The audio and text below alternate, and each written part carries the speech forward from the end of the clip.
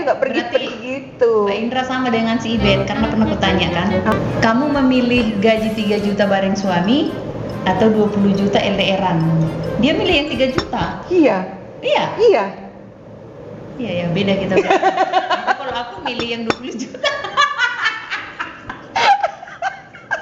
Kalau aku sih, kalau disuruh milih ya. Iya ya. Apa Kalau si alasannya Ibet, coba? kalau aku pribadi sih, yang penting sudah terikat dengan suami istri. Satu. Baru yang kedua ya saling percaya aja. Kalaupun dia melakukan hal-hal yang lain di luar sana, ya urusan dia lah itu gitu. Yang penting tetap dia suami aku gitu. Begitu ya? Kalau kayak aku. Jadi nggak apa-apa dia mendua gitu. Ya mendua pasti kalau sakit hati kita ya kan. Tapi kan kita nggak lihat nih. Kan Jadi dia kan di luar kota. Jadi selama tidak dilihat nggak apa-apa tuh, fine-fine aja. Fine-fine aja.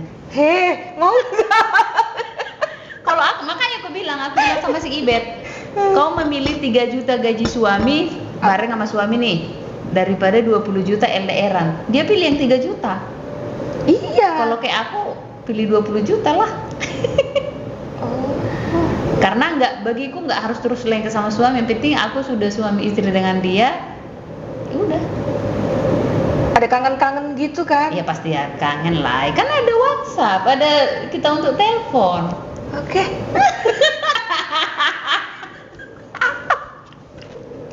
Oke. Nggak bisa. Nggak bisa. Harus bareng. Iya. Iya. Tapi kan bareng pun nggak jaminan loh. Jangan nyindir gitu dong. Iya kan? Iya Karena sih. sekarang banyak kayak gitu. Karena banyak aku udah sering berteman dengan suami-suami orang, dan nggak sedikit, bahkan 87% pasti selingkuh. Yang aku lihat sih. Dan tapi bertahan rumah tangga mereka. Menurut kau ini kenapa? Bertahan. Nah, pernah saya tanya bapak-bapak, karena dia cerita dia pernah selingkuh sama mama-mama, dia pernah selingkuh sama anak gadis. Jadi sampai sekarang utuh keluarganya. Bilang, kenapa bisa utuh kayak gitu bang? Apa abang nggak pernah kedapatan waktu chat atau segala macam komunikasi dengan perempuan itu? Dia udah pernah kedapatan cewek itu kan. Nah terus iya sampai pernah juga retak keluarga kami gitu kan. Terus jadi kenapa bisa lagi melakukan kayak gitu? Aku buat aja kayak gini. Kan saya ini yang cari duit, jelas bapak ini. Jangan sesekali kamu megang handphone aku. Kalau kamu megang handphone aku, nanti kamu bisa stres katanya gitu. Jadi ini aja kuncinya. Jangan sampai dia memegang handphone ini, gitu. Karena dia sering pulang jam 2 pagi, jam 12, pokoknya jam 12 ke inilah kata. Oh itu aja? Iya. Kalau dia sempat megang handphone ini, rusaklah rumah tangga itu katanya. Oh gitu ya bang ya? Berarti ketahuan semua lah di dalam situ. Iya. Itu aja kuncinya, sampai rumah tangga mereka utuh sampai sekarang.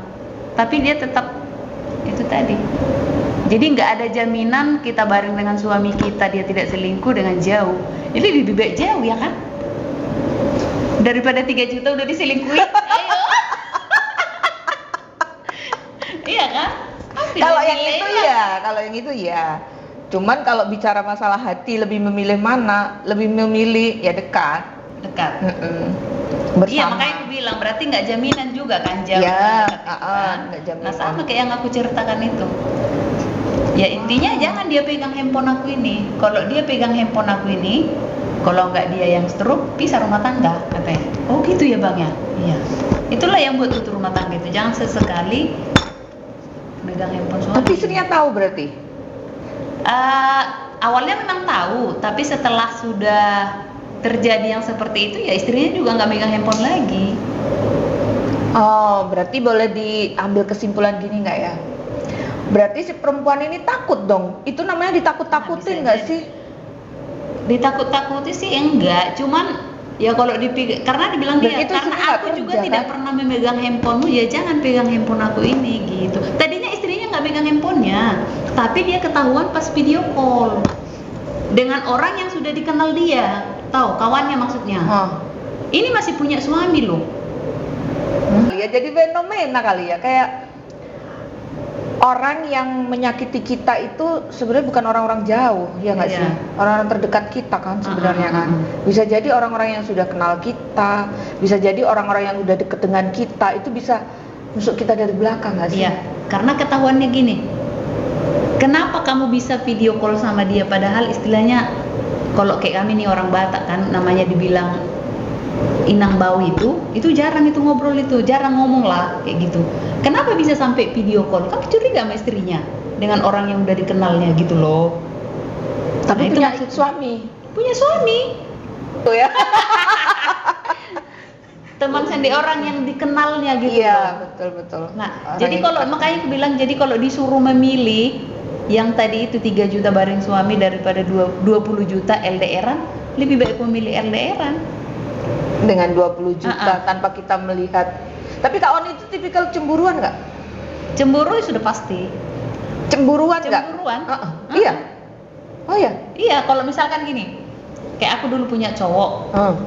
Aku tipenya bukan orang yang selalu bareng apa segala macam. Cuman bagi aku, kalau aku bepergian jangan selalu ditanya, "Kau di mana?" Ini. Betul. Nah, aku paling nggak suka begitu. Tapi kalau misalkan nih kedengaran lah aku nih, "Ih, cowokmu itu ada ceweknya loh." Nah, bisa aku kejar ke mana-mana itu. Bisa. Mau di mana dia, tempat kerjanya bisa aku kejar dia. Oh iya. Iya, makanya aku bilang karena aku tipenya bukan cewek, dia pergi harus aku ada, dia pergi harus aku sampai ibaratnya mungkin ngumpul bareng pun sama kawannya, nggak diajaknya pun aku itu bagi aku nggak apa-apa. Nyantai aja ya. Iya, nyantai aja istilahnya. Asal belum dengerin itu tadi lah. Iya, tapi kalau itu mungkin itu ya karena kita udah lebih percaya ke situ, membebaskan dia mau kemana-mana. Ketika kita mendengar kayak gitu kan kita meluap nih. Iya, aku kayak gitu tipenya. Kalau dia bepergian silahkan gitu. Tapi kalau aku bepergian, jangan sampai kau tanya lama kali kau pulang. Sama siapa? Sama Kau di siapa? mana? Gitu-gitu nggak suka aku. Paling nggak suka aku yang begitu-begituan. Kalau udah menikah nih.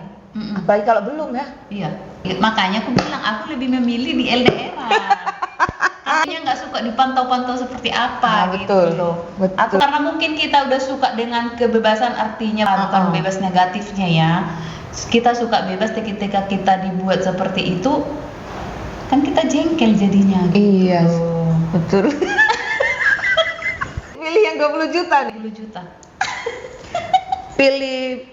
Pilih orang jelek tapi kerja keras. Terus orang ganteng tapi dia galak-galak ke kita. Yang jelek lah. Tapi jelek gak punya duit lagi. Nggak punya duit. Iya. Nggak punya duit. Ya maksudnya Tapi kan kerja dia keras. bertanggung jawab, iya pekerja keras. Tapi dia ke kita baik, kita meratukan dia meratukan kita gitu-gitulah. Sama yang jelek tadi. Nah, itu Iya, tadi. pilih yang jelek itulah. Daripada dia ganteng kita tersiksa. Iya dia ganteng, kaya raya, punya duit banyak, tukang selingkuh lah gitu-gitulah dia ceweknya banyak. Enggak lah, lebih Gimana? memilih yang jeleknya lah istilahnya karena dia kan tadi masuk ke kategori dia kerja keras kan istilahnya kalau kerja keras dia nggak mungkin dia nggak menghasilkan duit, nggak mungkin dia kerja keras ngapain kalau nggak menghasilkan duit kan gitu. Iya. Ya lebih memilih yang jeleknya itulah daripada kita punya cowok ganteng kita bareng lagi selingkuh kita dibentak-bentaknya lagi ya nggak buat apa itu.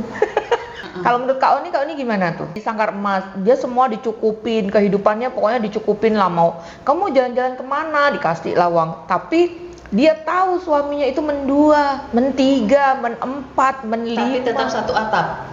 Iya, dia tetap satu atap. Dia tetap di rumah. Nggak bisa gitu, kurasa bodoh lah itu. Di Sangkar Emas itu. Kalau kayak menurut yang aku bilang itu, kalau dia mungkin di luar kota gitu nih, tapi kita tetap istilahnya ditanggung jawabi gitu. Karena kan udah hal yang biasa kulihat orang di luar kota suaminya dan selingkuh, kayaknya nggak langka lagi. Gitu ya. Yang aku lihat sih yang banyakan sekarang ini yang nggak langka lagi kalau suami selingkuh di luar kota. Tapi kalau satu rumah dengan kekayaan kayak gitu pun tapi suami kita selingkuh dengan perempuan lain, kurasa nggak tahu lah ya hati perempuan itu terbuat dari mana. Tapi Nggak tahu memang juga. iya dia tuh sebenarnya nangis, dia itu kalau ngadu gitu, kalau curhat nangis terus. Wah, curhat yang dia sedih, yang dia sakit hati. Nah, tapi dia lebih memilih itu ketika kita bilang apa sih alasanmu untuk tetap memilih kayak gitu? Kadang perlu nggak sih kita tolong perempuan-perempuan yang kayak gitu? Tapi kan ketika kita mau menolong dia kan bukan berarti kita mau memisahkan mereka kan. Tapi bagaimana caranya biar ini baik-baik saja gitu loh, tetap baik-baik saja. Tapi kadang perempuan itu lebih Dia sendiri yang buat iya, lebih memilih untuk seperti itu. Banyak perempuan yang lebih memilih dia tetap berdiam diri dengan alasan dia takut kehilangan apa ya, ini anak-anaknya, apa namanya tuh, nafkah anak-anaknya gitu. Padahal kan enggak kan. Anak-anak itu sebenarnya kalau menurut aku bagaimana cara kita untuk memberitahu anak-anak bahwa kondisi rumah tangga yang mama papanya itu sebenarnya seperti ini, itu hanya edukasi ke anak-anak sih. Dan jangan dipikir orang tua yang bercerai itu anak-anaknya itu semuanya broken home, menjadi produk broken home, kan tidak kan. Banyak juga anak-anak orang sukses yang orang tuanya juga berpisah gitu kan. Jadi itu kan tergantung dari orang tuanya itu tadi kan gitu, orang tua yang berpisah itu tadi, bagaimana dia memberikan edukasi ke anak-anaknya. Kalau mereka orang tuanya dua-duanya ribut-ribut, berantem terus, cekcok, mungkin anak-anaknya ngeliat juga nggak bagus kan.